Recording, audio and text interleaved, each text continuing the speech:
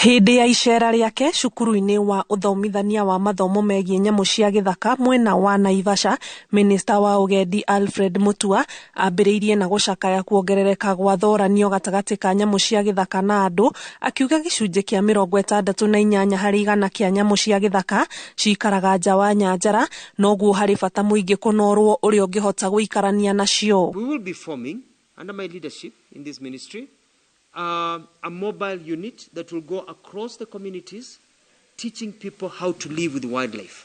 We've been living with wildlife all our lives, everywhere in the world, in Kenya.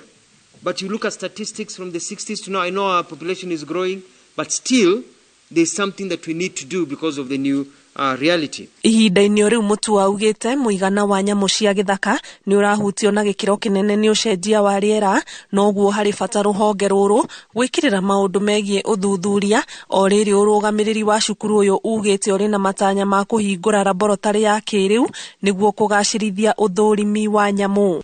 We need to use technology more and more, and so I'll be expecting you to let me know. For example, Chairman talked about the new lab that you need, which I've asked and I've been told it will cost about 268 million shillings. We may not have all that money at this time, but phase it for me.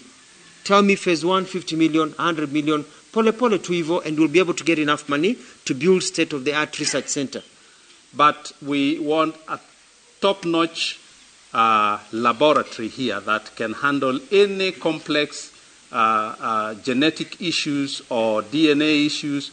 Anything. Apart from the funding we have received from TBF to do our projects, we've just utilized our internal revenue and GOK subvention to do some of the projects we have launched today. Na kuona bũrũri wa Afrika ya mũhuro na India nimo mabũrũri marĩa makoragwo maroretwo igũrũ harĩ ũthondeki wa dawa ya kũhũrana na thumu wa nyoka, Mutua athĩte rũhonge rũrũ kwambĩka mĩhang'o ya kũmũrĩka ũrĩa bũrũri ũngĩhota gũthondeka dawa ĩno. But we also have to think in terms of applied research.